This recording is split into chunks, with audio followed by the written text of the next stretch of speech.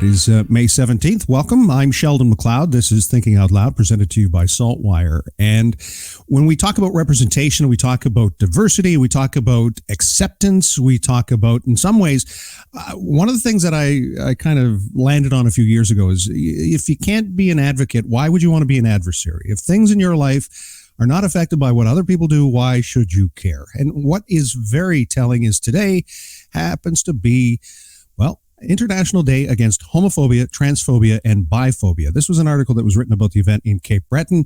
We're still working on the stories for today's edition. Stay tuned to SaltWire for more on that. But this goes back to May 17th, where it was unofficially chosen for a number of reasons because of the World Health Organization's decision in 1990 to declassify homosexuality as a mental disorder. So there's this ongoing conversation about transgender and transgender rights. And Mikaela Gorman is here to talk to me. And Mikaela Gorman, nice to see you again. Thank you for chatting with us today about this. I appreciate it. Oh, well, thank you for having me back. No, and I often look at this whole conversation. I think I'm only ever calling you when it's very, very important and heavy stuff. But we just, for full disclosure, we're coworkers, and we do have fun, and we do talk about things other than issues about, society and gender. So I just wanted to make that clear, set the table for this conversation that way. Yeah, we only share the bad stuff. Yeah, exactly. So tell me then why it's important to talk about transphobia and homophobia and biphobia. Yeah, so there's obviously it's the topic du jour. It's become a hot button issue in Canada, internationally, in the States especially. There's so many reasons why we have to discuss this. So first of all, in Canada, hate crimes against queer identifying people has gone up 60% between 2019 and 2021. That's 5 times higher than the previous number. And that's before, during, and mid pandemic. So there's a lot of issues going into that, but we still should not be seeing that kind of an increase in modern Canada. And that's on top of all of the other issues, such as in America. 17 states have passed 63 anti-trans and anti-gay bills within the last couple of years. Just this morning, Ron DeSantis signed into law 4 of them, one of which would make it illegal for me to use a public bathroom. These are growing concerns, and because of the coming elections in the states, it's considered a hot issue to campaign on. But even in places that don't have ongoing elections, such as in the UK, this is a continuing issue that is getting hotter and hotter and hotter.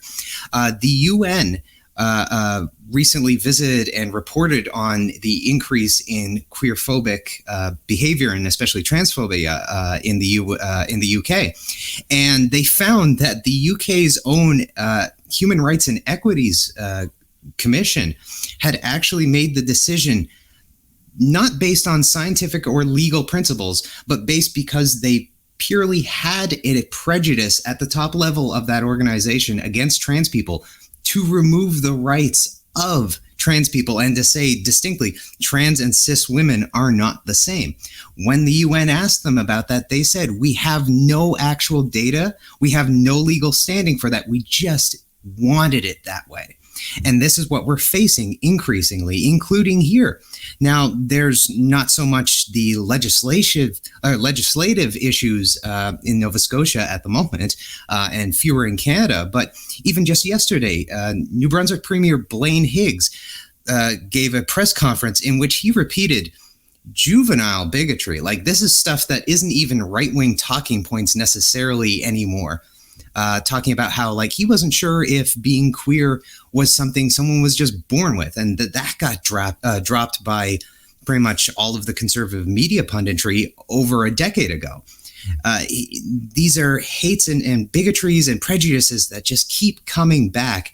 And while we're not seeing yet the kind of violence that is, and legislative violence that is coming up in other countries, we're seeing the destruction of personal property of multiple Nova Scotians. We are seeing protests at private establishments that have chosen to put on queer-friendly events. And we are seeing attempts on the periphery to get into the education system the way that they have in the United States and erase the rights of queer students entirely. When we talk about, and again, I'll go back to my opening, if you're not going to be an ally, why do you want to be an adversary? And it, to me, doesn't make a lot of sense, but you would recognize the shift much more so than I would. And I would have to defer to someone like yourself. You're a media content creator. You're involved with that world. You are obviously very articulate about presenting your position. And, you know, for people who say, well, I just don't agree. Well, there are a lot of things in our lives we just don't agree upon, but it sounds like it's swinging way past that on the, this pendulum is going way past that. Absolutely. There are legitimate calls in certain areas of the United States, such as Florida, to recognize it as an ongoing and growing genocide, an attempt to remove an entire population, queer people, trans people, from from society, from civilization as they know it. Now, of course, Florida has a bunch of other issues going on currently, such as critical race theory being erased. They are attempting to do this to other groups as well.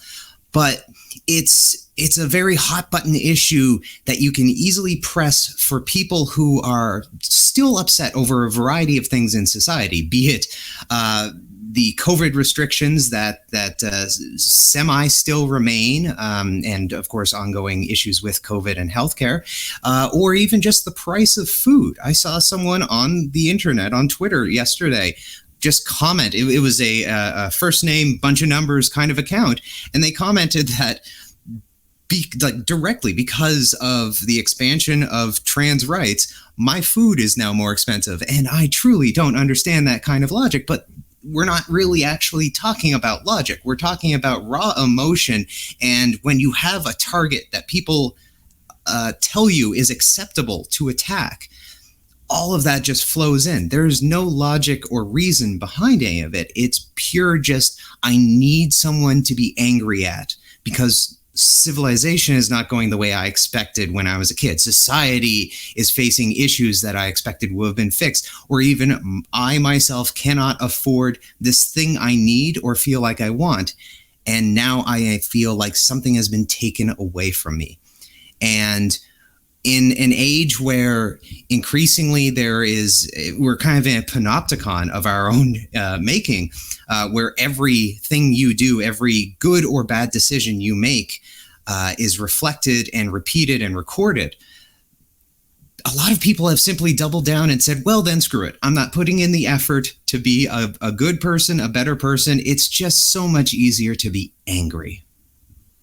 There's so much about society that's about anger right now, and folks who are quick to react and who want to invalidate another person's position simply because it doesn't align with their own view.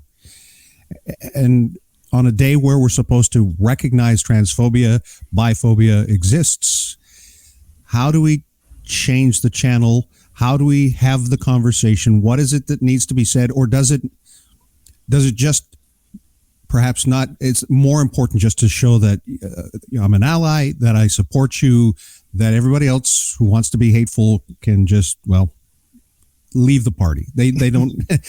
It's easy for me to say that because I'm not impacted by it on a daily basis. Well, yes, but it's easy for you to say, but even right now, right here, you are taking the necessary kind of step. You are having a conversation with someone who is queer and trans and letting them have their say on the issue instead of going in with your potential agenda, going in with your potential prejudices, going in with the prejudices of others who are not in the queer community or who are not trans, and letting them have their say. That's a big problem that is occurring in the UK currently, is that instead of asking queer and trans people their experiences and their advice on the issue, they keep going to the same staid conservative voices and asking them, so what do you think of this, knowing full well that the answer is going to be, oh, their rights have gone too far, we have to roll it back.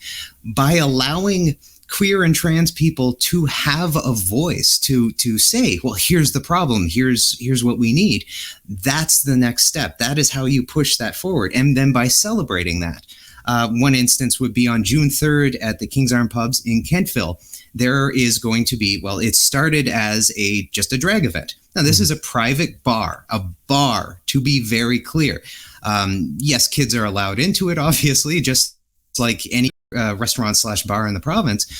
But there is an attempt by a small group of protesters, convoy protesters, who previously had attempted to overthrow the government from Berwick, to stop the bar from having this drag performance. They say that they need boots on the ground. That is a direct quote. And they need a call to arms to stop the infiltration of queer identities and queer representation into Kentville. My family's from Kentville. You know, I spent a lot of time growing up in that town. It is a wonderful town full of wonderful people. And the owner, Joey Murphy of the King's Arms, is just one of those wonderful people, because instead of backing down, the event has, first of all, sold out, and they are considering, as of this moment, last I heard, they're considering expanding it so that the counter-protest that is gathering of queer and ally Nova Scotians who are going to protect the drag event will get their own outdoor event. So many people are committing to showing up, not only buying a ticket to the event, but to protect it, to protect those in it, and to show support. It's becoming an outdoor Kentville event that has the potential to become just a beautiful, possibly maybe even reoccurring celebration of queer identities in the Valley, a place that typically people assume is very conservative, very, very not necessarily progressive and progressive leaning for queer identities. But, you know, I went to Acadia University, and a lot of my coming out process occurred there. And I never once faced any kind of hatred for my gender identity or my queer identity in the Valley. And the truth is, most people are very supportive. The vast majority of people are supportive. They just don't have a reason to take the action to show that support or to put it into a material value.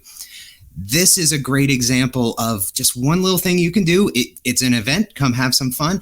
But more importantly, it shows that the small, loud minority of bigotry is not the mainstream. It's not even like... It's barely a statistical anomaly.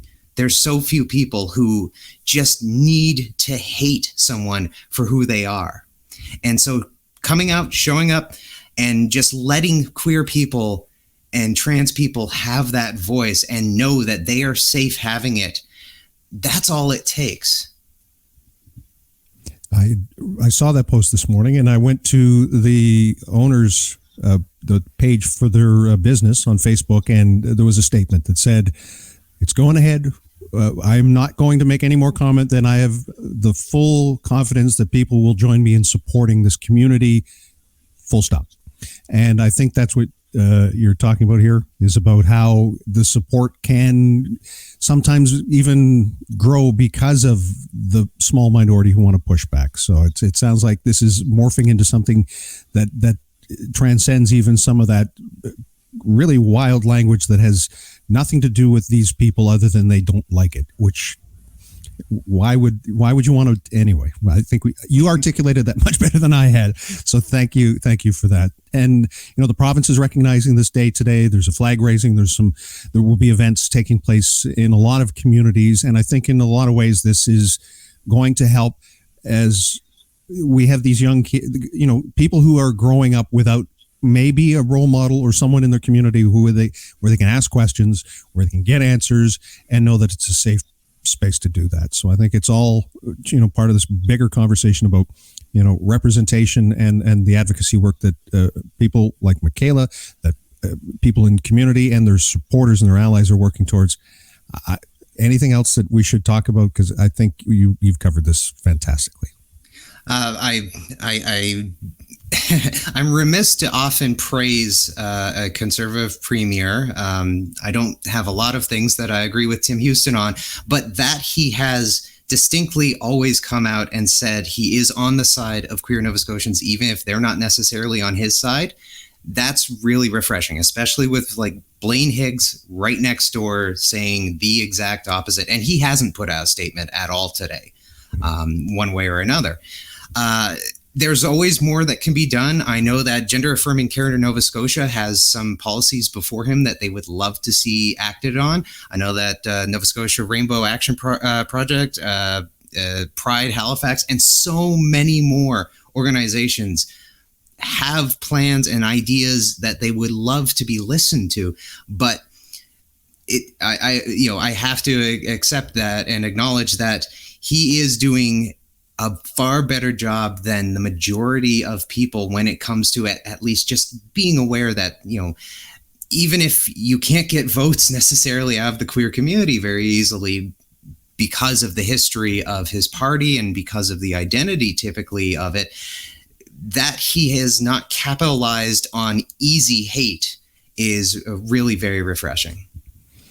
Mikaela Gorman, I wish you nothing but the best. I just love your advocacy. I love the way that you're not at all shy about sharing and engaging in these conversations and helping educate and enlighten and bring us all along with you. So thank you for that. Well, thank you. And thank you very much for your time.